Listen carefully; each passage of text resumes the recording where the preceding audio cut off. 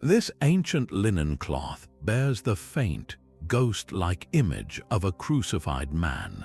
Is it the actual burial shroud of Jesus Christ, or the most brilliant forgery in human history? For centuries, this question has ignited a fierce battle between unwavering faith and rigid science, with each side claiming definitive proof. But now, groundbreaking new evidence is shattering old assumptions and forcing a complete re-examination of this profound mystery. By the end of this investigation, you will see the shroud through the lens of cutting-edge science that challenges everything we thought we knew.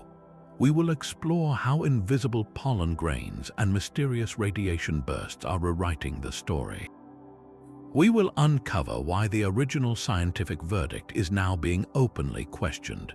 What does it truly mean to stand at the crossroads of belief and proof? 14 feet of ancient linen cloth holds a mystery burned into its very fibers.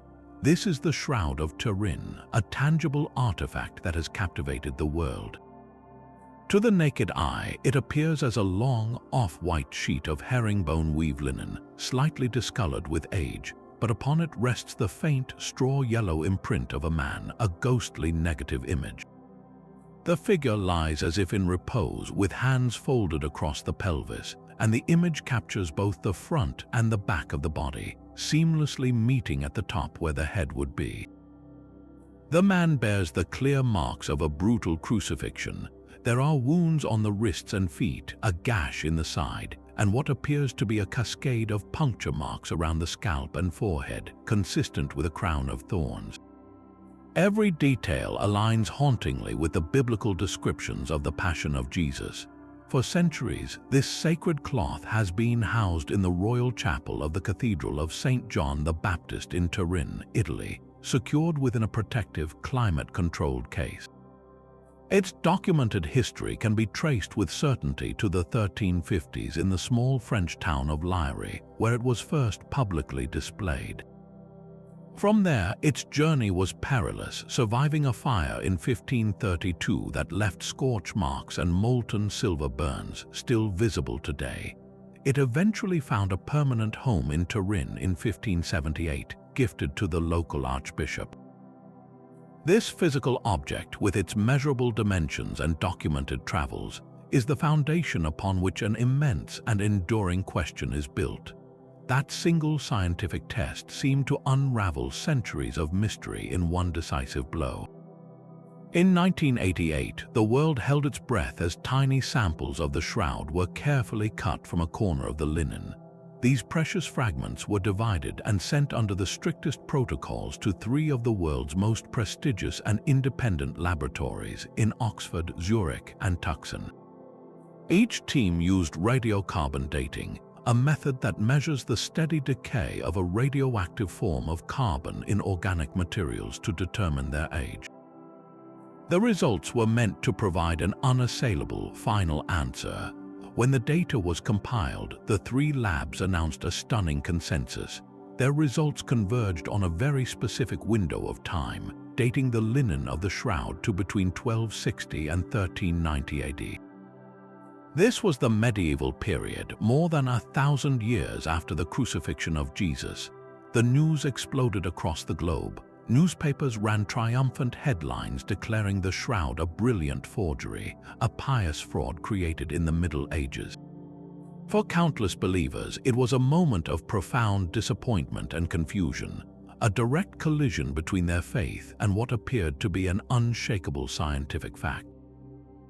This carbon-14 verdict became the bedrock of the modern scientific argument against the shroud's authenticity, a seemingly closed case that would dominate the conversation for decades. But what if the very foundation of that verdict was flawed? Yet that verdict of medieval origin was never the final word for many. A quiet revolution was brewing in laboratories, one that began to question the very fabric of the carbon dating test itself. The first and most direct challenge came from an unexpected source, the sample corner of the shroud. A small but vocal group of researchers proposed a startling theory. They argued that the piece of cloth cut for dating in 1988 was not a pristine, original section of the 1st century shroud at all. Instead, they claimed it was taken from a section that had been expertly repaired during the Middle Ages. Their hypothesis suggests that medieval weavers, seeking to restore a damaged edge of the revered cloth, performed an invisible reweaving using cotton threads. If this theory is correct, then the carbon dating labs were not testing a 2,000-year-old linen sample. They were testing a mixture of ancient linen and much younger medieval cotton. This contamination would have completely skewed the results, producing a date that was hundreds of years too young. So how could one prove such a claim decades after the sample was destroyed? The evidence comes from a meticulous re-examination of the sample site itself, using high-resolution photography and advanced microscopic analysis. Researchers point to subtle visual cues in the weave pattern and thread thickness that appear inconsistent with the main body of the shroud. More compellingly, they cite the discovery of cotton fibers mixed within the linen of the sample area, a material not found elsewhere on the cloth in significant quantities. This contamination hypothesis turns the entire carbon-14 narrative on its head. It suggests the science was sound, but the sample was flawed, leading to a colossal misinterpretation that condemned the shroud as a medieval fake for a generation. The carbon dating controversy was not the only shock to the scientific community. In 2002, a secretive and highly controversial restoration of the shroud took place, an event that many researchers now call a disaster for history. Textile expert Mechthild Fleury-Lemberg was entrusted with preserving the relic. Her team carefully removed 30 patches that had been sewn onto the cloth by nuns centuries earlier to repair damage from the 1532 fire. More dramatically, they also detached the entire Holland cloth backing, a protective fabric that had been stitched to the shroud's reverse side in the 1500s. While the intention was to clean and stabilize the ancient linen, the operation was conducted with astonishing secrecy, largely excluding the international scientific community that had been studying the cloth for decades. There was no prior consultation, no panel of peer review, and most critically, no systematic forensic documentation of what was found beneath that backing before it was removed. In the eyes of many scientists, this was an irreversible loss. The space between the shroud and its backing was a sealed time capsule, a protected environment that could have held priceless clues. Dust particles, pollen grains, or even fragile textile fragments that had fallen from the main cloth over the centuries were now potentially lost forever, swept away in the cleaning process. The scientific backlash was immediate and fierce. Critics argued that this was not preservation, but the destruction of a unique archaeological context. Yet, amid the controversy, some startling claims emerged from the brief window when the shroud's hidden underside was exposed. Fleury-Lemberg herself reported discovering a unique, complex stitching pattern along one edge of the linen, a type of seam she stated was characteristic of fabrics from the ancient fortress of Masada in Israel, dating from the 1st century. Furthermore, the removal of the patches and backing revealed the full extent of the so-called poker holes, a set of symmetrical water stains that some researchers argue match the precise folding pattern of a 1st century burial cloth. These hidden features, suddenly brought to light, pointed not to medieval Europe but directly to the ancient Middle East. The restoration intended to protect the shroud's future may have inadvertently erased evidence that could have secured its past, leaving behind only tantalizing glimpses of a story that is now much harder to prove. Far beyond the debate over linen and dates lies a different kind of evidence, one written in the stark, biological language of human suffering. The stains on the shroud are not just random discolorations. Multiple independent forensic analyzers have identified them as real human blood, and specifically type AB, a blood type common in the Middle East. This is not paint, nor is it some unknown substance applied by a clever artist. It is the genuine residue of a profound trauma. The pattern of this blood tells a chillingly specific story. Across the back, legs, and shoulders of the image are dozens of small, dumbbell-shaped markings. Forensic pathologists identify these as the distinctive wounds left by a Roman flagrum, a whip embedded with pieces of bone or metal designed to tear the flesh. The man on the cloth was brutally scourged. On his head, a cascade of blood flows from what appears to be a cap of puncture wounds, perfectly consistent with the torment of a crown of thorns. Most telling are the wounds of crucifixion itself. Contrary to traditional religious art that depicts nails through the palms, the bloodstains on the shroud are located at the wrists. Medical experts confirm that a nail driven through the palm could not support the weight of a human body. The tissue would simply tear. A spike through the wrist, however, would lodge firmly between the small carpal bones, anchoring the victim to the cross. This is a gruesome anatomical detail that was completely unknown to medieval artists and physicians. Finally, there is the large, elliptical wound on the right side of the chest, from which a clear flow of blood and a separate, watery fluid emanates.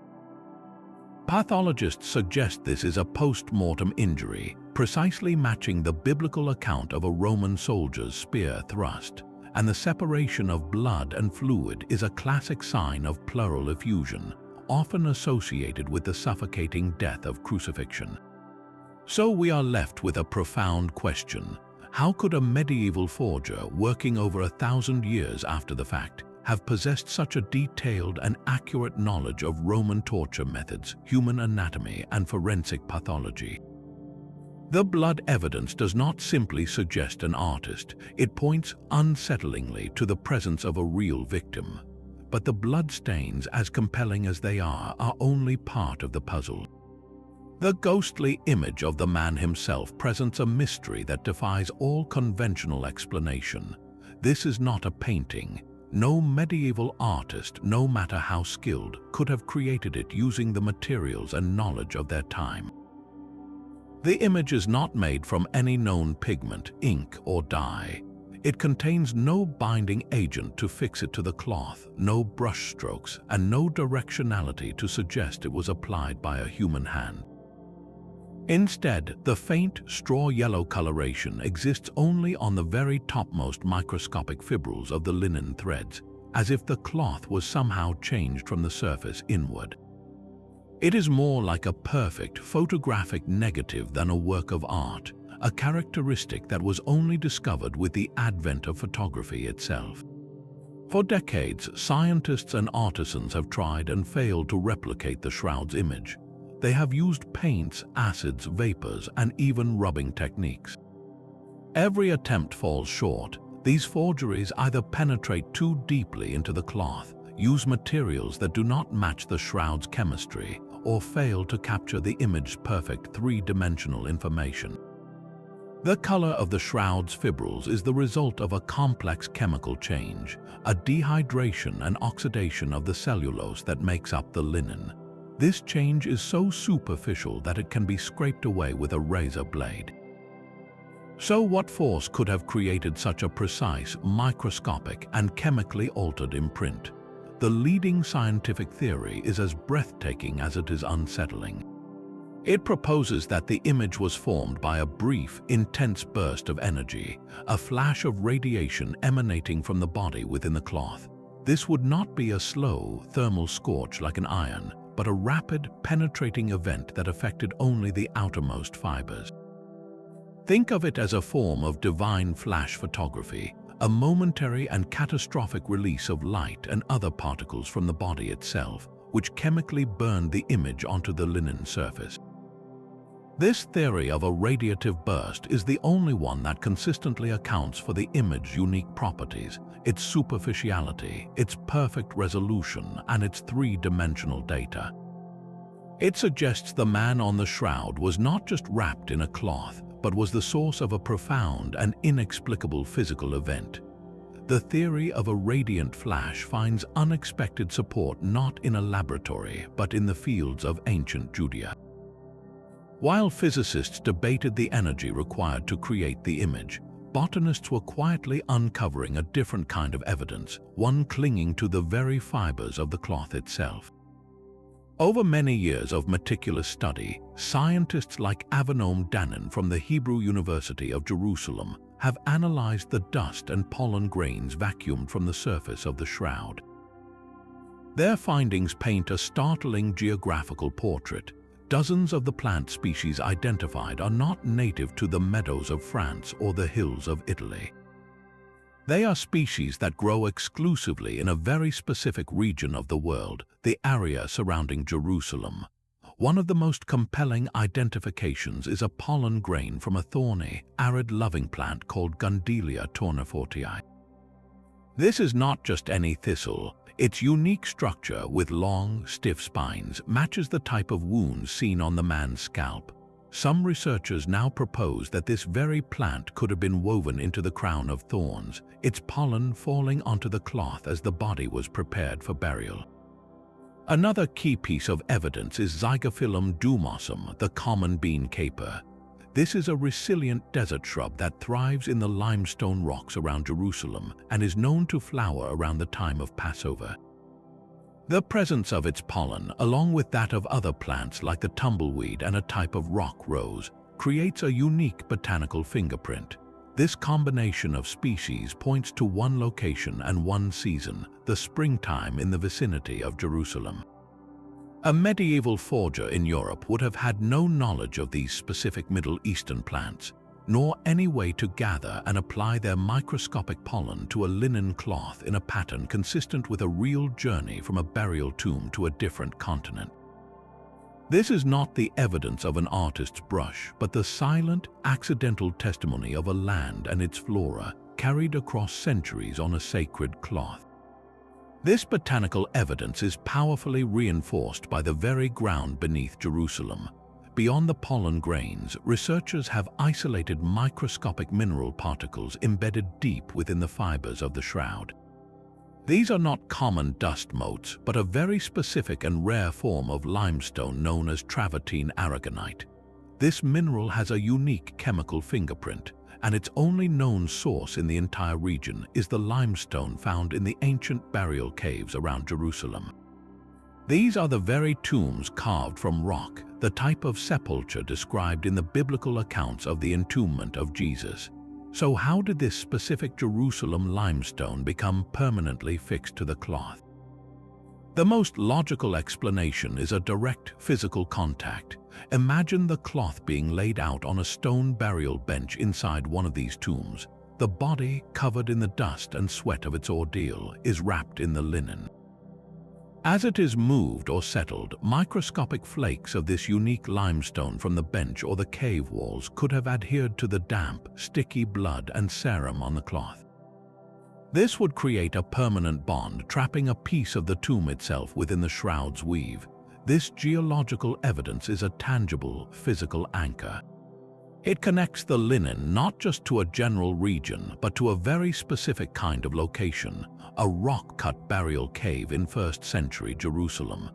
It is as if the shroud itself carries the silent, stony testimony of the place where it was first used, a mineral fingerprint that a medieval European forger could neither have known about nor replicated.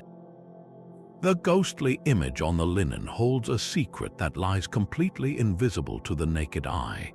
In the 1970s, a pair of physicists named John Jackson and Eric Jumper made a discovery that would forever change the debate. They were analyzing a high-quality photograph of the shroud, and they decided to run the image varying shades of light and dark through an instrument called a microdensitometer. This device precisely measures the intensity of light at every single point across a surface. What they found was absolutely astonishing.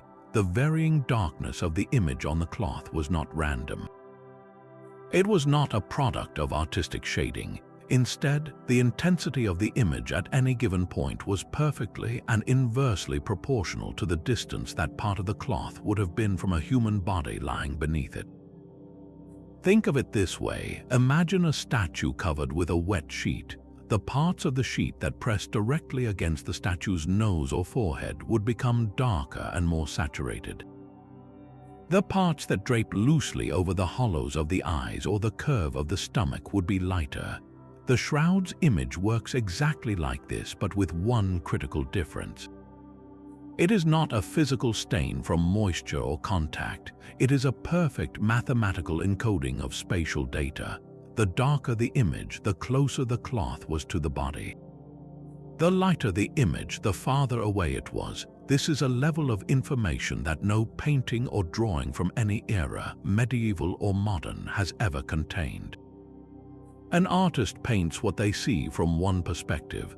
They cannot paint the exact millimeter-precise distance between a cloth and a body they have never seen. Armed with this distance data, Jackson and Jumper were able to use early computer technology to create something never seen before. They transformed the two-dimensional cloth into a startlingly detailed three-dimensional hologram of the man. Suddenly, the figure emerged in full relief. The contours of his face, the depth of his eye sockets, the bridge of his nose, and the musculature of his arms and chest were all rendered with anatomical precision. This was not an artist's interpretation. It was a topographical map of a human form, lifted directly from the cloth itself. How could a medieval forger have created an image that contained such perfect three-dimensional data? Data that could only be unlocked with 20th century technology? The answer seems to point away from human artistry and toward a moment of profound physical transformation, where the body and the cloth interacted in a way that science is still struggling to define. The seemingly definitive verdict of 1988 began to crack under the weight of its own procedures. For decades, the carbon dating result stood as an immovable obstacle, but a growing chorus of scientists now argues that the test itself was compromised from the start. Their critique centers on the sampling protocol, a process that was anything but random. The single sample was taken from the top left corner of the shroud, a section widely recognized as one of the most handled and damaged areas of the entire cloth. This was the edge that would have been grasped by countless hands during centuries of public exhibitions, the very spot most vulnerable to contamination and repair. Critics point out that this location was far from ideal, a fact some members of the original team allegedly protested, preferring a sample from the main body of the image. Their concerns were overruled and a fragment was cut from this highly suspect periphery. This decision, made in a moment of high-stakes science, may have irrevocably tainted the most famous date in archaeological history. By 2019, these long-simmering doubts erupted into formal, published proposals for a complete redating of the shroud.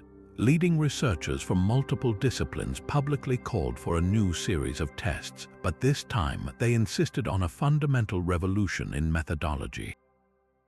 The destructive practice of cutting away pieces of the relic was no longer acceptable. Instead, they championed a new generation of non-destructive analytical techniques.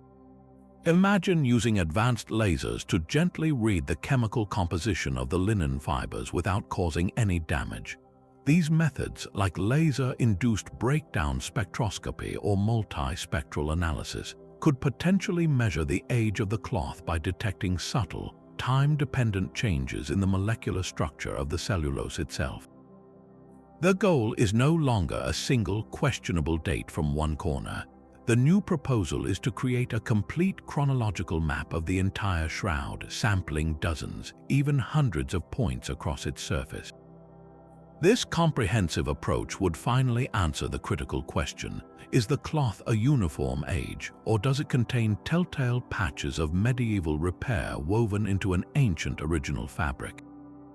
The push for new testing is not just about better technology, it is about correcting a historical oversight. Proponents argue that the original carbon dating captured a mere snapshot of a complex 2,000-year journey, a journey marked by fire, water, sweat, and human touch. A modern, non-invasive analysis could distinguish between the original first-century threads and the accumulated grime of centuries, effectively peering through the contamination to find the true age of the linen. This scientific evolution promises to move the debate beyond a single, flawed data point and toward a holistic understanding of the shroud as a physical object with a layered history. The question is no longer just when the cloth was made, but what its entire surface can reveal about the incredible story it has endured. The very fabric of the shroud tells its own story of origin. When textile historians examine the cloth under magnification, they find a weave of remarkable complexity. This is not a simple 1/1 underplane weave that was standard for common cloth in medieval Europe. Instead, the shroud is woven in a sophisticated 3-to-1 herringbone twill pattern. Imagine the threads not just going over and under in a simple grid, but interlacing in a diagonal, zigzag pattern that requires advanced skill and a specialized loom to produce. This specific herringbone twill was a sign of quality and expense in the ancient world. It created a denser, more durable, and more visually interesting textile, the kind reserved for the wealthy or for high-status purposes. And we have direct archaeological evidence that this exact type of weave was being produced in the 1st century. Textile fragments excavated from the fortress of Masada, the iconic Jewish stronghold that fell to the Romans in 73 AD, display this identical 3-to-1 herringbone twill. Other examples have been found at sites like Murabat near the Dead Sea, firmly placing this sophisticated textile technology in 1st century Judea. The shroud's construction aligns perfectly with the kind of fine, expensive linen a wealthy man like Joseph of Arimathea, the biblical figure who provided the tomb, would have purchased for a sacred burial. A medieval forger working in a time of much simpler weaving traditions would have had no reason to seek out or replicate such an anachronistically complex and expensive fabric. The loom that created this cloth speaks a language of its own, one that points unmistakably to the ancient Levant. Yet the carbon dating verdict faces a monumental challenge from an ancient book.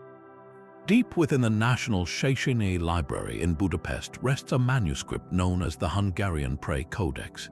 This illuminated prayer book was created around 1190 AD, a full 70 years before the earliest date assigned by the controversial carbon test. One of its illustrations depicts a profound moment, the preparation of Jesus for burial. The artist shows the body of Christ being wrapped in a long linen shroud. The depiction of this cloth is not generic. It is rendered with a clear, distinct zigzag pattern, the unmistakable signature of a herringbone twill weave. This is the exact same complex textile pattern found on the actual Shroud of Turin. The coincidence deepens into something far more compelling. The illustration shows 4 small, burn holes in the cloth. These are arranged in a very specific L-shaped pattern. If you were to lay a transparency of the Shroud of Turin over this 700-year-old drawing, you would find an identical set of burn marks in the very same L-shaped configuration. These are not random artistic flourishes. They are a precise match for the distinctive poker holes scorched into the Turin cloth during the fire of 1532.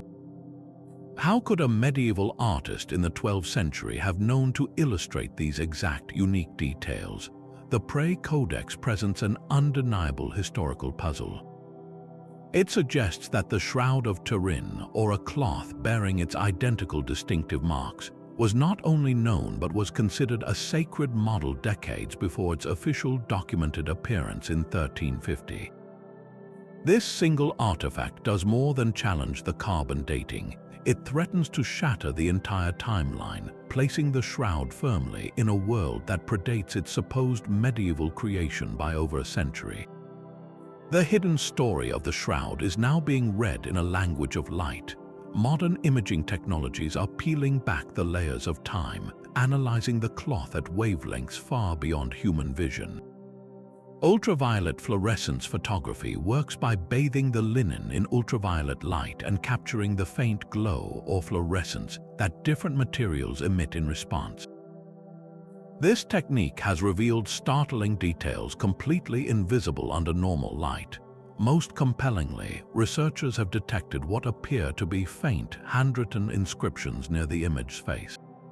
These ghostly markings have been interpreted as fragmented Greek and Latin letters spelling out words like Isus, meaning Jesus, and Nazarenos, or of Nazareth.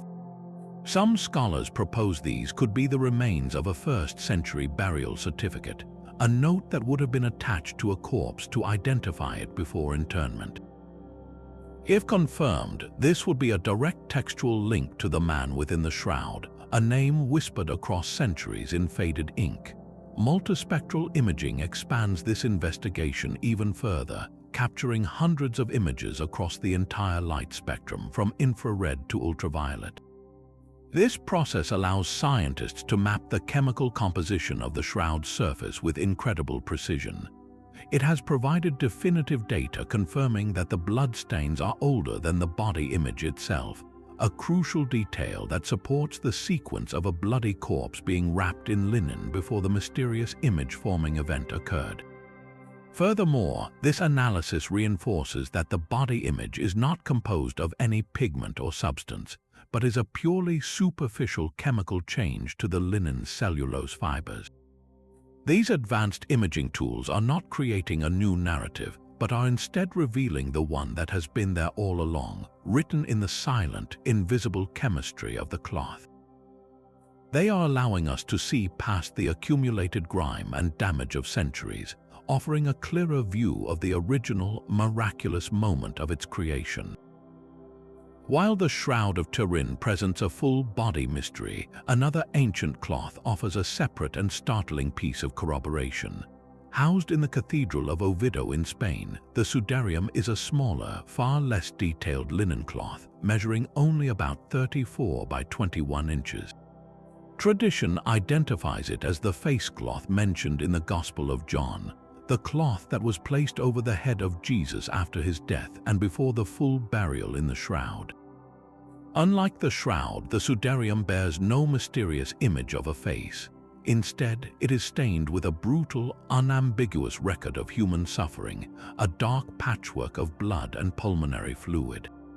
Scientific analysis has confirmed these stains are real human blood, and remarkably, the blood type is AB, the exact same rare type found on the Shroud of Turin. This alone is a significant coincidence, but the forensic connection runs far deeper. Researchers have performed a meticulous, point-by-point comparison of the stain patterns on both cloths. The sudarium shows a clear, double flow of blood from the nose, consistent with a body that was first upright on a cross and then later laid horizontally. When the cloth is folded in a specific way, the stains align perfectly with the wounds visible on the shroud's head, particularly the wound from the crown of thorns on the back of the scalp. The most compelling evidence comes from the sequence of events the stains reveal.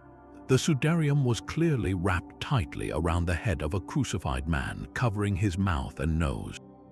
The presence of pleural fluid mixed with blood indicates he died from suffocation or asphyxiation, a common cause of death in crucifixion as the body's weight compresses the lungs.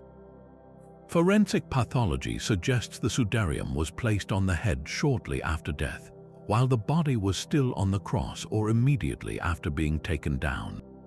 Then, perhaps an hour or so later, this face cloth was removed before the body was wrapped in the full-length shroud. The bloodstain patterns on the two cloths are not just similar, they are forensically and logically complementary, telling two parts of a single, continuous story. How could two separate relics with independent historical paths, one in Italy and one in Spain, bear the biological evidence of the same unique individual unless they were both present at the same tragic event? The sudarium does not prove the shroud's authenticity by itself, but it provides a powerful, independent witness, its silent, bloodied testimony echoing across the centuries. Perhaps the most ingenious attempt to explain the shroud through human hands points to the ultimate Renaissance man himself, Leonardo da Vinci. This provocative theory suggests the image is not a relic at all, but the world's first photograph, a brilliant hoax engineered by Leonardo using a camera obscura. The proposed method is as clever as it is complex. The theory posits that Leonardo could have created a life-sized sculpture of a crucified man, perhaps even using a real corpse as his macabre model. He would have then coated a linen cloth with a light-sensitive silver compound, something akin to an early photographic emulsion. Using a massive camera obscura, a darkened room with a small pinhole that projects an inverted image of the outside world, he would have exposed this treated cloth to the projected image of his sculpture. After a long exposure, a faint, negative image would have been fixed upon the linen, creating the mysterious figure we see today.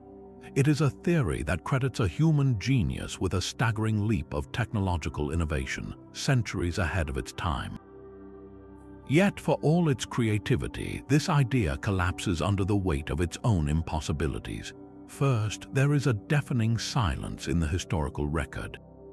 Leonardo da Vinci was a prolific note-taker, meticulously documenting everything from flying machines to human anatomy in his thousands of pages of notebooks. There is not a single sketch, note, or coded reference to such a monumental project, a creation that would have been his crowning achievement. Second, the technology required was simply not available in the 15th century. Creating a uniform, light-sensitive emulsion large enough to cover a 14-foot linen sheet, and then controlling an exposure in a giant camera obscura with any degree of precision, would have been a chemical and optical nightmare far beyond the materials of his era. But the most definitive refutation lies in the image itself. A photograph, whether from the 19th century or a hypothetical one from the 15th, captures only a two-dimensional play of light and shadow. It has no inherent depth information. The shroud's image, however, is fundamentally three-dimensional. Its varying intensity does not represent light and shade, but the precise distance between the cloth and the body. No photograph, then or now, can encode such topographical data. A camera obscura could project the light and shadow of a statue, but it could not possibly measure and record the exact spatial relationship between a draped cloth and the form beneath it. Leonardo da Vinci was a genius, but he was not a magician. He could not have created an image that contains a physical property, three-dimensional data, that the very medium of photography is incapable of producing. This theory, while captivating, ultimately highlights the very thing it tries to explain away: the shroud's most inexplicable quality, an image that transcends any known method of human artistry. A new frontier has opened in the investigation of the shroud, one that reads history in the language of our very genes. The latest scientific inquiries have moved beyond the cloth itself to analyze the microscopic dust and pollen particles vacuumed from its surface over years of study. Researchers are now attempting the monumental task of extracting and sequencing ancient DNA from this collected debris. The challenges here are immense. Every person who has ever handled the shroud, every environment it has passed through, has left an invisible biological signature, creating a 2,000-year-old puzzle of contamination. Isolating the original first-century genetic material from the accumulated residue of centuries is like trying to hear a single, faint whisper in a roaring stadium. Yet, preliminary findings from a 2022 study are revealing a startling genetic map. The DNA sequences identified show an incredible diversity, a biological tapestry woven from threads across the globe. The dust contains genetic markers linked to plants native to the Middle East, which powerfully corroborates the botanical pollen evidence. But it also holds sequences associated with human populations from India, Eastern Asia, and Northern Africa. For some researchers, this global genetic footprint is not proof against the shroud's authenticity. Instead, it is seen as powerful, physical evidence of the cloth's extensive travels and handling over many centuries. It is the biological record of countless pilgrims, merchants, and crusaders who may have come into contact with the relic on its long journey from Jerusalem, through the Byzantine Empire, and eventually to Europe. Each of them, in a way we are only now learning to read, left a tiny, invisible piece of themselves behind. The ghostly imprint is not painted but cooked into existence.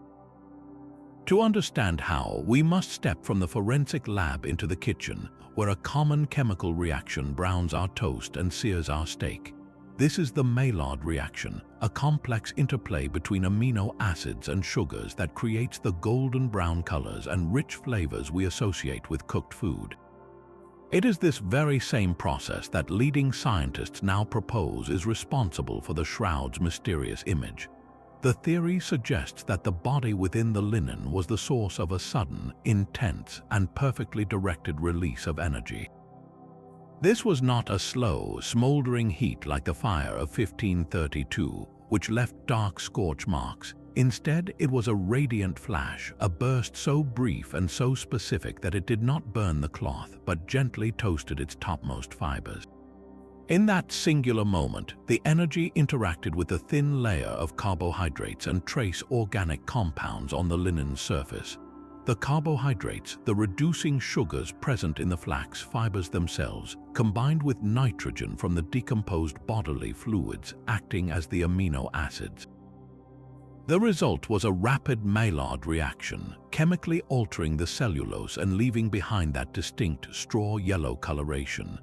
This explains why the color resides only on the very crown of the threads, a microscopic coating that can be scraped away. It accounts for the image's perfect resolution, as the reaction would have been most intense where the cloth was in closest contact with the body, creating a natural distance encoding. So what could possibly cause a human form to emit such a precise, dehydrating burst? The Maillard hypothesis points toward an event of profound physical transformation, a moment where the body itself became a source of energy, lightly searing its own likeness onto the burial cloth as a final, permanent testament. Despite the compelling scientific anomalies, the case for a medieval forgery rests on a powerful and straightforward foundation. The carbon-14 dating result is not a minor detail, it is a monumental obstacle. 3 separate world-class laboratories, using the gold standard of archaeological dating, all independently concluded the linen was woven in the 14th century.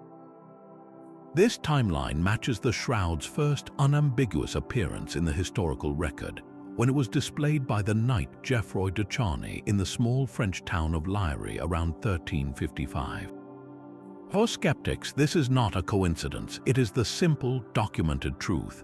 The carbon date perfectly aligns with the object's known history, placing its creation squarely in the Middle Ages, a time when the trade in religious relics was a booming and often fraudulent business. This historical context is crucial. The 14th century saw a surge in pilgrimages and a voracious demand for holy objects. Forgers had both the motive and the opportunity to create a convincing fake to attract the faithful and their donations. The case is further solidified by a damning historical document. In 1389, the Bishop of Troyes, Pierre d'Ossus, sent a memorandum to the anti-Pope Clement VII, stating that his predecessor had investigated the shroud and discovered the truth. The bishop reported that an artist had openly confessed to forging it. He described the cloth as being, quote, cunningly painted, the truth being attested by the artist who had painted it. From a skeptic's perspective, this is a smoking gun, a first-hand ecclesiastical account of a confessed fraud, written just decades after the shroud first appeared. To dismiss this, one must believe in a vast conspiracy involving multiple bishops and laboratories, rather than accept the simpler explanation that it is a man-made relic. Beyond the documents, skeptics propose a physical method for the forgery. The late chemist Walter Macrone, a renowned microanalyst, was given samples of the shroud and concluded the image was painted. Using powerful microscopes, he identified 2 key pigments on the cloth: red ochre, which is an iron oxide, and vermilion, a mercury-based pigment. These were common ingredients in an artist's palette of the time. Macrone argued that a skilled painter could have created the image using a thin, diluted paint, applying it in a way that only stained the tops of the threads to mimic a supernatural imprint. His hot statue theory suggested the forger might have creating a bas relief of a human form, heating it, and then laying the cloth over the warm surface to transfer a faint thermal image using his paint mixture. This, he claimed, would account for the general body shape without requiring divine intervention. The skeptic's argument is a powerful appeal to Occam's razor, the principle that the simplest solution is often the correct one. They see a chain of evidence, a perfect storm of motive, means, and opportunity, a brilliant artist creating a devotional object in an age of faith, a creation so masterful that it continues to mystify us centuries later. The hot statue theory crumbles under a simple, direct question. How could a heated bas-relief create an image that exists only on the very tips of the threads, with no penetration into the fabric beneath? A thermal transfer, whether from a hot statue or a heated rubbing, would leave a scorch mark. This would darken the fibers through carbonization, a process that requires high heat and destroys the molecular structure of the linen. The image on the shroud shows no such damage. Instead, the cellulose fibers have undergone a gentle chemical change, a dehydration and oxidation that mirrors the browning of toast, not the blackening of burned wood. Furthermore, a physical rubbing, whether with a pigment or from a heated surface, would show clear directionality. You would see streaks and smudges where the applicator moved across the cloth. The shroud's image possesses no such evidence of human touch. It is uniformly non-directional, as if the cloth was evenly exposed to an energy field emanating from the body itself, not brushed or pressed by an artist's hand. The chemical signature is the final, definitive nail in the coffin for this theory. Walter Macrone identified iron oxide and vermilion, but subsequent, more advanced analyses using techniques like X-ray fluorescence and Fourier transform infrared spectroscopy found these elements only in the blood areas, not in the body image itself. The pigments Macrone saw were trace contaminants from the bloody areas, perhaps from artists' restorations of the bloodstains over the centuries, or even from the firefighting water used in 1532. The body image itself, across its entire 14-foot length, is made of nothing but chemically altered linen. No medieval paint, no pigment, no artist's binder has ever been found on the actual image fibrils. This forces a stark conclusion. No known method available in the 14th century or even today can replicate the shroud's combination of superficial coloration, perfect three-dimensional data, and unique chemical makeup. Let's re-examine the moment the carbon dating sample was taken. The process was far from the impartial, sterile procedure it was presented to be. The sample was not a single, homogeneous piece of cloth. Under the microscope, researchers noted it was a tangled mixture of different materials, including the main shroud linen, finer cotton fibers, and even a mysterious gum coating. This gum, a plant-based adhesive, was likely used by medieval nuns to secure the cloth to its Holland backing during a repair. When the sample was prepared for dating, it was subjected to a harsh chemical cleaning process designed to remove these very contaminants. But could these procedures have been fully effective on a sample that was fundamentally a composite material? Critics argue the cleaning protocols, developed for well-preserved archaeological textiles, were inadequate for a cloth with such a complex and unique history of fire, water damage, and repair. The chemicals may have removed surface dirt, but they could not magically separate 900-year-old cotton threads woven into 2,000-year-old linen. The result was a sample with a significant, invisible younger carbon signature that skewed the date forward by centuries. Think of it like trying to date an ancient wooden ship by testing a plank that was replaced in the Middle Ages. The date you get is not the age of the ship, but the age of the repair. The carbon-14 test may have been scientifically sound, but its fatal flaw was testing the wrong piece of fabric, a corner that was more medieval patch than original relic. Even the bishop's damning letter is not the straightforward confession it appears to be. The memorandum from Bishop Pierre d'Arcis is a political document written in the context of a fierce power struggle. The shroud was not under his control. It was being displayed in the town of Lyre by a knight, Geoffroy de Charny, and the pilgrimages it attracted were generating substantial revenue and fame outside the bishop's diocese.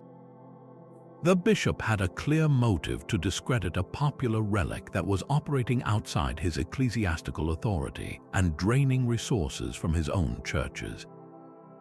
His claim of a prior investigation and an artist's confession is suspiciously vague.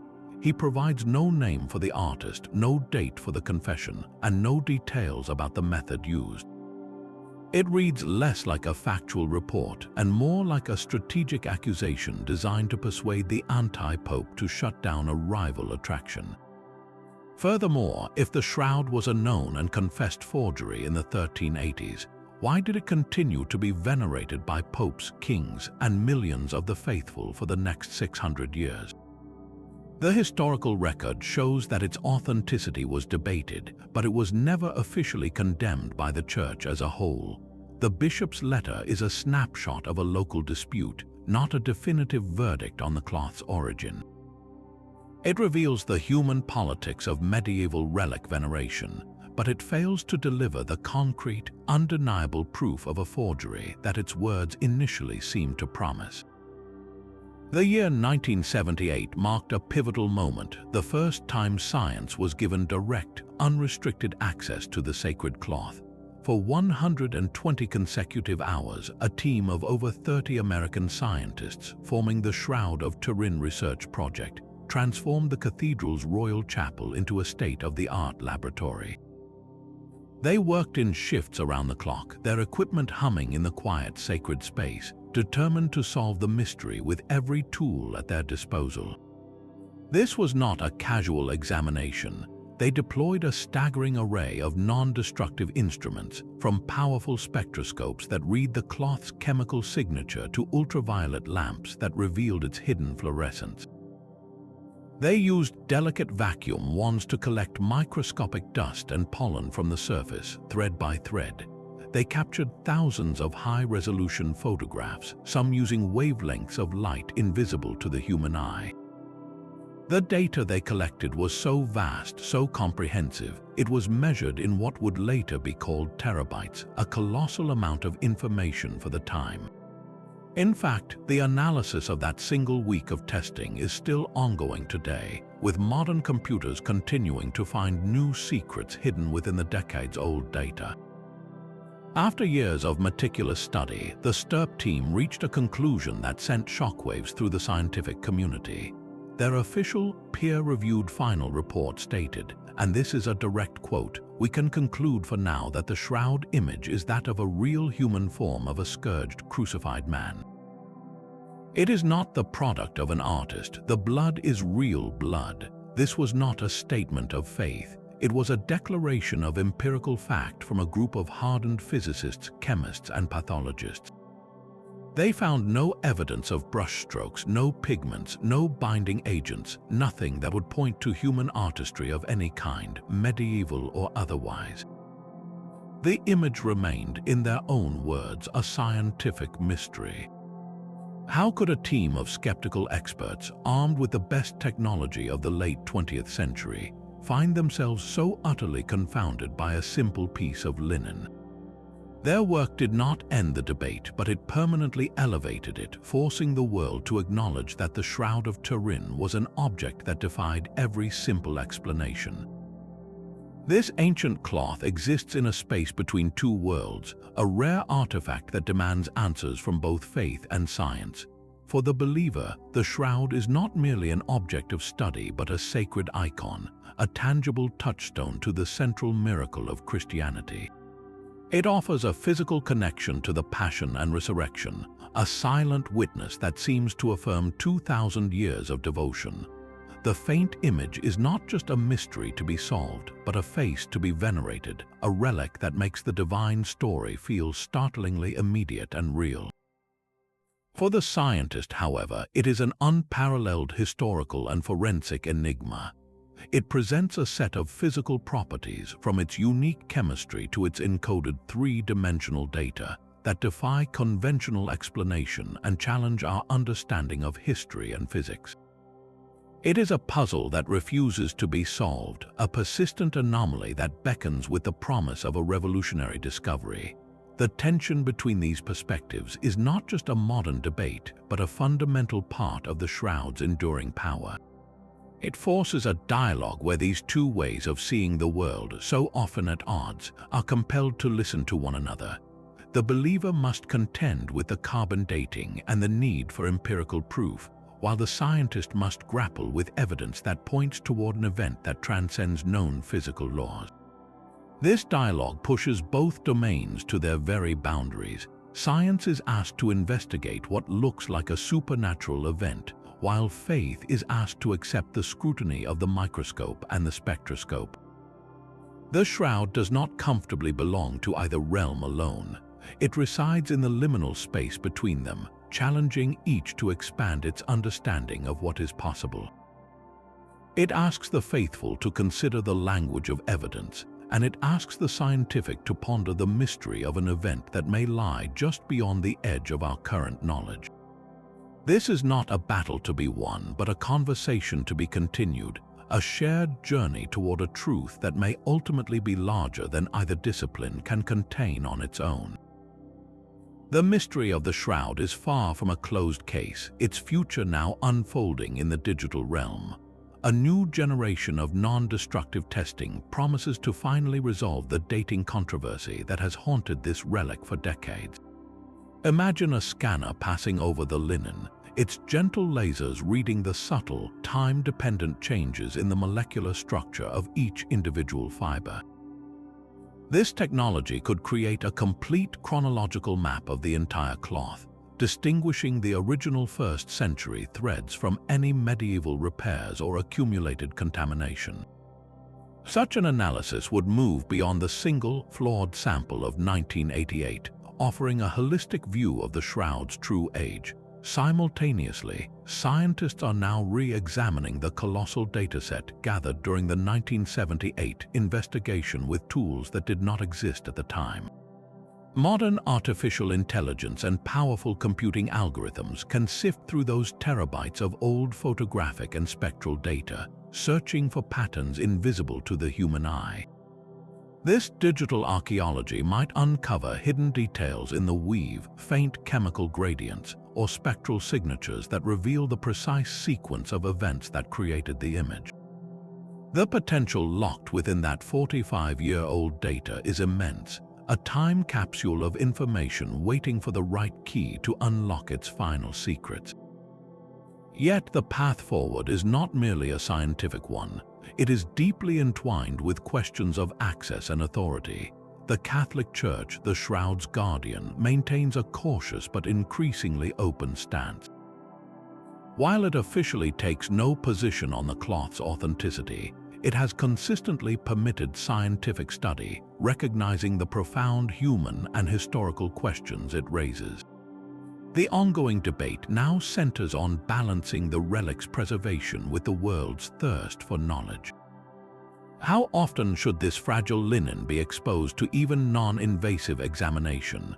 Who gets to decide which research proposals move forward? The answers will shape the next chapter of this investigation, determining whether the full power of 21st century science can be brought to bear on this first-century enigma. The Shroud story is still being written, and the next breakthrough may be just one scan, one algorithm, one discovery away. So where does this leave us standing before a mountain of conflicting evidence? When we step back and view these disparate threads not as isolated curiosities but as a single, interwoven tapestry, a startlingly coherent picture begins to emerge. The pollen grains whisper of Jerusalem's springtime. The unique limestone dust clings as a silent souvenir from a rock-cut tomb.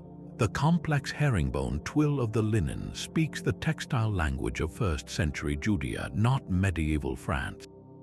The bloodstains tell a forensically accurate story of Roman crucifixion, revealing anatomical details unknown to medieval artists. And hovering over it all is that ghostly image, a perfect three-dimensional map of a human body that no brush or known chemical process can replicate. Each piece of evidence on its own might be dismissed as an anomaly, but together they form a chorus of testimony, each voice from a different scientific discipline pointing toward the same conclusion. The carbon dating from 1988 stands as a stark outlier, a single, powerful note that clashes with the entire symphony. Yet even that note is now shrouded in doubt, challenged by the very real possibility of a contaminated sample taken from a heavily handled and potentially repaired edge of the cloth. If we set that one contested data point aside and listen to the collective voice of the rest, the argument becomes overwhelming. This is not the profile of a clever medieval forgery. It is the profile of a genuine archaeological artifact, a first-century burial shroud that has endured fire, travel, and centuries of veneration. The question then is no longer simply who made it, but what catastrophic, physics-defying event could have seared such a perfect, encoded image onto its fibers, preserving for 2,000 years the silent, suffering form of a crucified man. The journey from the carbon dating verdict of 1988 has been a dramatic reversal, a slow but steady accumulation of evidence that refuses to fit the medieval forgery narrative. What began as a seemingly closed case has fractured into a constellation of open questions, each pointing toward an origin far older and more mysterious than a simple medieval fraud. The collective weight of the forensic blood evidence, the Jerusalem-specific pollen and limestone, the first-century herringbone weave, and the inexplicable three-dimensional image has built a powerful scientific counter-argument. The mystery is far from solved, but the case for the shroud's authenticity as a genuine first-century artifact is now scientifically stronger and more compelling than it has ever been before. We are left contemplating a simple 14-foot length of ancient linen, resting in its silent, climate-controlled case. Yet this humble cloth holds within its fibers a convergence of faith, history, and science so profound it defies any single explanation. Could this be one of the most important and enigmatic historical objects ever discovered, a silent witness to an event that forever changed the world? We want to hear what you think. After this incredible journey through the evidence, what is your verdict? Share your own thoughts and theories in the comments below. And if you are captivated by history's greatest mysteries, be sure to subscribe for more deep dives into the past's most enduring puzzles.